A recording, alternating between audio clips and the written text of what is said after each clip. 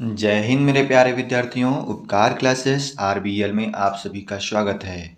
दोस्तों, आज हम लोग देखेंगे आरआरबी आरपीएफ कांस्टेबल का तीसरा सेट देखेंगे।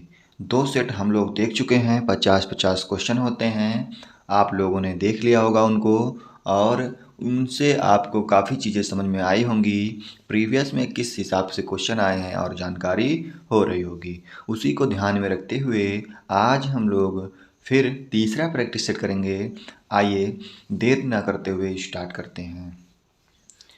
तो पहला क्वेश्चन दिया है, खेल में FILA संगठन किससे संबंधित है।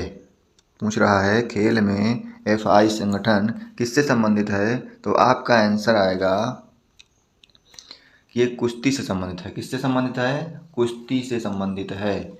अगला क्वेश्चन है हमारा, कपास का सबसे बड़ा उत्पादक देश कौन सा है। कपास का सबसे बड़ा उत्पादक देश कौन सा है? ऑप्शनों में से कौन सा हो जाएगा? बोलेंगे चीन हो जाएगा। ठीक है, अगला क्वेश्चन देखेंगे, फार्मूला फर्स्ट में ड्राइवरों को महत्वपूर्ण संदेश देने के लिए अलग अलग झंडों पर इस्तेमाल किया जाता है। पीला झंडा दर्शाता है, तो पीला झंडा क्या दर्शाता है? खतरा, धीमा होना। ठीक है, पीला झंडा क्या दर्शाता है? खतरा, धीमा होना। अगला क्वेश्चन दिया है, निम्नलिखित में से कौन सा वन्यजीव अभ्यारण्य मध्य प्रदेश में स्थित है। मध्य प्रदेश में कौन सा स्थित है, तो आप बताएंगे वन्यजीव अभ्यारण्य मध्य प्रदेश में स्थित है, तो आंसर हो जाएगा बोरी वन्यजीव अभ्यारण्य। आपसे पूछ लिया जाए मानस कहाँ पे है, तो बोलेंगे असम में है। बांदीपुर उद्यान कहाँ है? कर्नाटक में है। और इंदिरा टाइगर रिजर्व कहाँ है? आप बताएंगे छत्तीसगढ़ में है। ठीक है, अगला क्वेश्चन देखेंगे, आंध्र प्रदेश का लोक नृत्य क्या है। आंध्र प्रदेश का लोक नृत्य क्या है?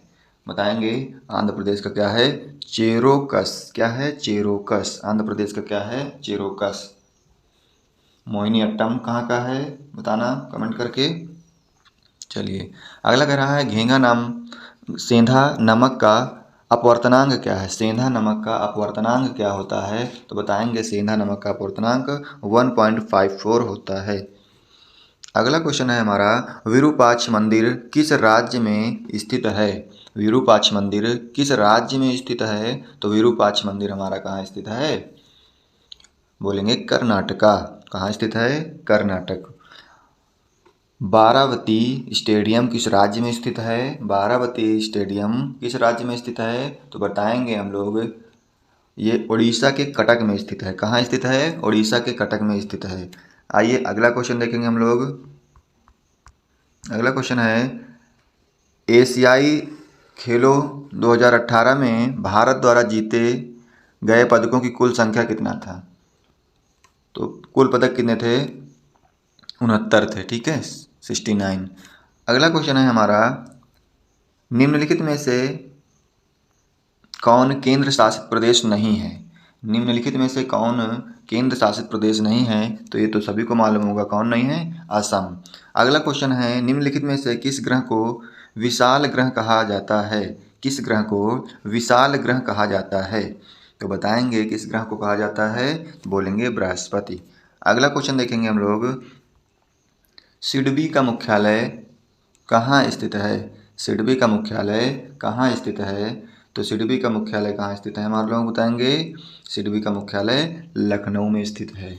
अगला है, विटामिन B3 का रासायनिक नाम क्या होता है। विटामिन B3 का रासायनिक नाम क्या होता है, तो बताएंगे नियासिन। क्या होता है? नियासिन।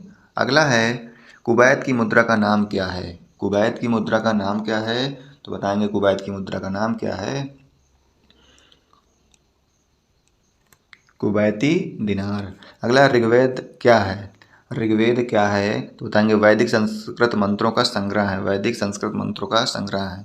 दोस्तों, आप वीडियो में अंत तक बने रहना। बहुत आसानी से हम बहुत जल्द, आपको बहुत टाइम नहीं लेंगे और आसानी से हम आपको 50 क्वेश्चन करा देंगे 15 से 16 मिनट में। ठीक है, आप बने रहिएगा अंत तक वीडियो में। अगला क्वेश्चन है, हरिद्वार शहर डैश डैश नदी के तट पर स्थित है? तो हरिद्वार किस नदी के तट पर है? बोलेंगे हरिद्वार जो है हमारा गंगा नदी के तट पर स्थित है। आंसर क्या आ जाएगा? गंगा। हरिद्वार जो है गंगा नदी के तट पर स्थित है। अगला क्वेश्चन दिया है पांचवी पंचवर्षीय योजना की अवधि क्या है? पांचवी पंचवर्षीय योजना की अवधि क्या है? तो आप बताएंगे 1978 से 1983। 1978 से 1983 है। चलिए आगे ऑप्शन दिखाएगा भी। 1978 से 1983 दिया हुआ देखो। 1978 से 1983, 1974 सॉरी, 1974 से 1979। सी ऑप्शन, अब तीसरा ऑप्शन सही है आपका। अगला क्वेश्चन आ रहा है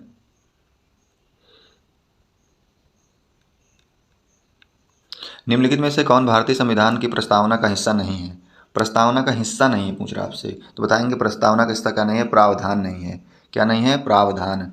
अगला क्वेश्चन दिया हुआ है हाई डिस्पस की लड़ाई में आयोजित की गई थी, तो कब सन पूछ रहा है आपसे, तो बताएंगे कब की गई थी?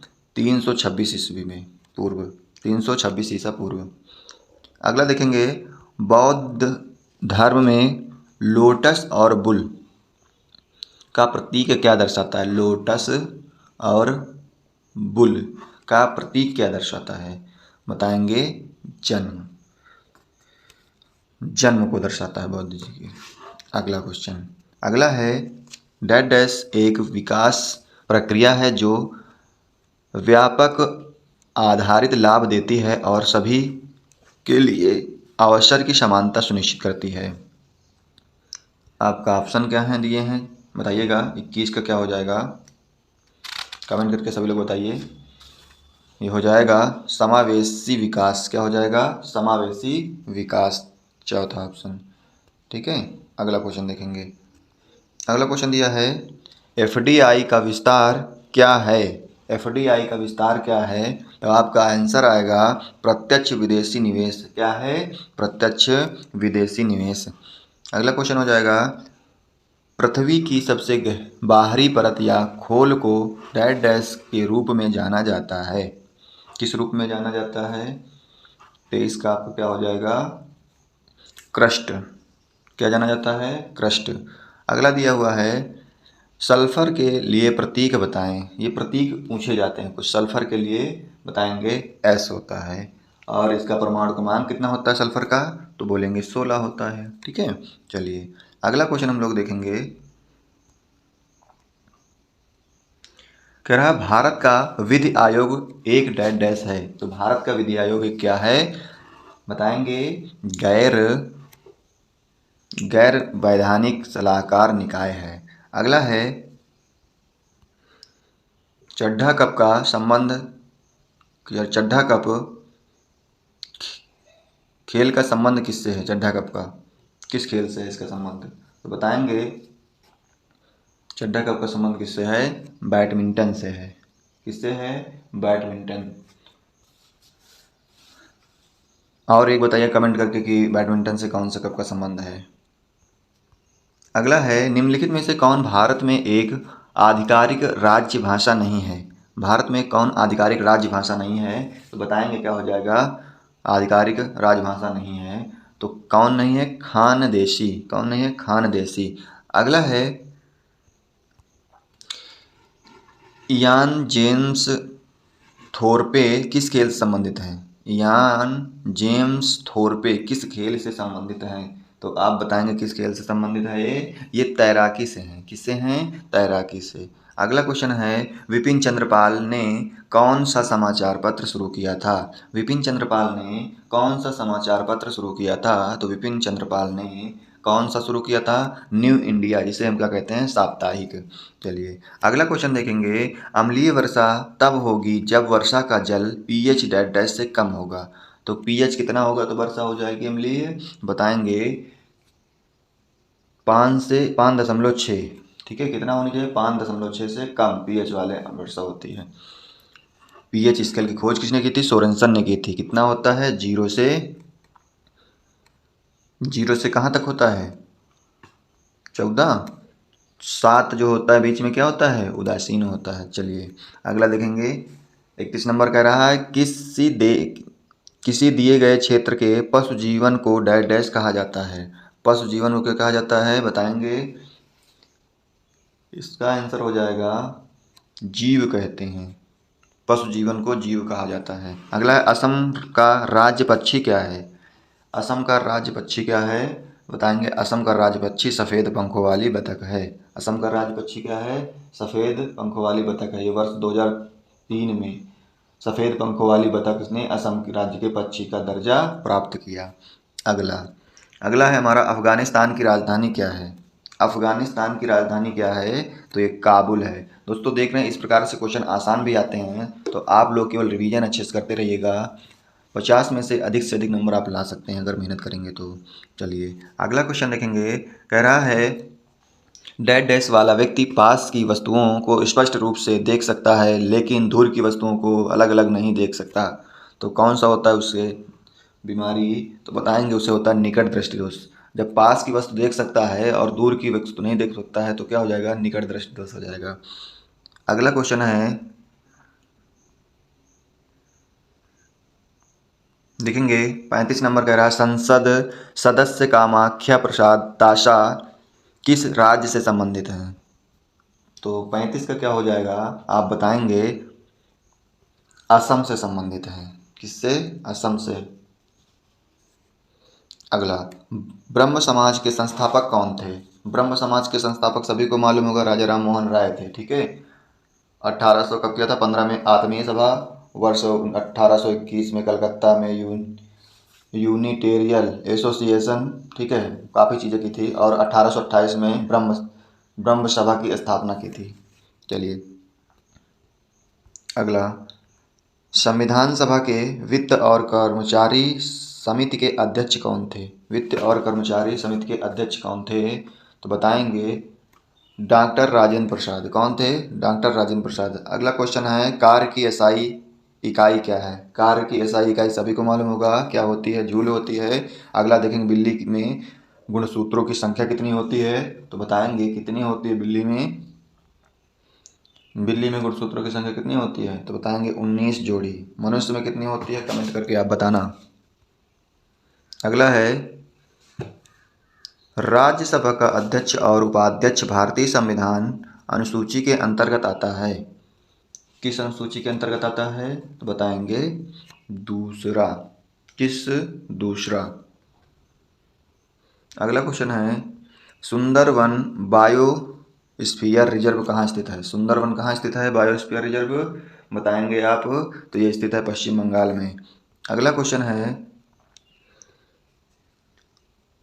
ऊतकों के अध्ययन को कहा जाता है। ऊतकों के अध्ययन को क्या कहा जाता है, ऊतकों के अध्ययन को कहा जाता है ऊतक विज्ञान। क्या कहते हैं, ऊतक विज्ञान कहते हैं। अगला क्वेश्चन दिया है भारत के पहले सिख राष्ट्रपति कौन थे। भारत के पहले सिख राष्ट्रपति कौन थे तो आपका आंसर आना चाहिए भारत के पहले सिख राष्ट्रपति कौन थे, ज्ञानी जैल सिंह थे। अगला क्वेश्चन है साथियों हमारा 44 नंबर कह रहा है विश्व धरोहर स्थल एलोरा गुफाएं किस राज्य में स्थित हैं। एलोरा गुफाएं किस राज्य में स्थित हैं तो आपका आंसर आना चाहिए कि एलोरा कहाँ है, महाराष्ट्र में स्थित है। कहाँ, महाराष्ट्र में स्थित है। अगला है भारत के उपराष्ट्रपति बनने के लिए न्यूनतम पात्र आयु क्या है। न्यूनतम पात्र आयु क्या है भारत का राष्ट्रपति बनने के लिए, क्या है बताएंगे 35 वर्ष। ठीक है। अगला क्वेश्चन है नागालैंड की राजधानी कौन सी है तो नागालैंड की राजधानी सभी को मालूम होगी, कहाँ कौन सी है, कोहिमा। अगला क्वेश्चन है हमारा भारतीय आइंस्टीन के रूप में किसे जाना जाता है। भारतीय आइंस्टीन के रूप में किसे जाना जाता है, बहुत बार क्वेश्चन पूछा जाता है साथियों, तो बताएंगे किसे जाना जाता है, नागार्जुन। भारत का आइंस्टीन नागार्जुन। डल झील किस राज्य में स्थित है, डल झील बताएंगे, डल झील। तो डल झील जो हमारी श्रीनगर में है, डल झील। डल झील जो जम्मू और कश्मीर के केंद्र शासित प्रदेश में सबसे बड़ी झील है ये। अगला वर्तमान में सड़क परिवहन और राजमार्ग मंत्री कौन थे। पुराना है ये क्वेश्चन, तो तब के हिसाब से बताना है, इसको चेंज नहीं हुए हैं तो आंसर क्या हो जाएगा इसका, श्री नितिन जयराम गडकरी, ठीक है, नितिन गडकरी कहते हैं। और अगला लास्ट अंतिम क्वेश्चन है, क्वेश्चन दिया हुआ है कि एस्टिक अम्ल के लिए रासायनिक सूत्र क्या है। तो एस्टिक अम्ल के लिए रासायनिक सूत्र क्या है, CH3COOH, CH3COOH। कितनी भी बार पढ़ाया इसको हमने क्लास में, ठीक है। तो आज के लिए दोस्तों हमने इतने क्वेश्चन, 50 क्वेश्चन बहुत कम समय में हमने कर लिया है। तो उम्मीद करते हैं आपको क्लास बहुत अच्छी लगी होगी। दोस्तों वीडियो को अधिक से अधिक अपने दोस्तों तक शेयर करें और हमारा सपोर्ट करें। अभी यदि आपने वीडियो को लाइक नहीं किया है तो लाइक कर दें और चैनल को सब्सक्राइब कर दें, जिससे हमें मोटिवेशन मिलता है। आप लोग हमारा साथ दीजिएगा। इसी प्रकार से हम आपके लिए प्रतिदिन 1 से 2 वीडियो डालने की कोशिश करेंगे, ताकि आप लोगों का बहुत अच्छे से रिवीजन हो पाए और आपका एवं आपके माता पिता का सपना पूरा हो पाए। तो मिलते हैं अगली वीडियो में, तब तक के लिए धन्यवाद। और आप लोगों ने अंतिम तक वीडियो देखा उसके लिए बहुत बहुत शुक्रिया।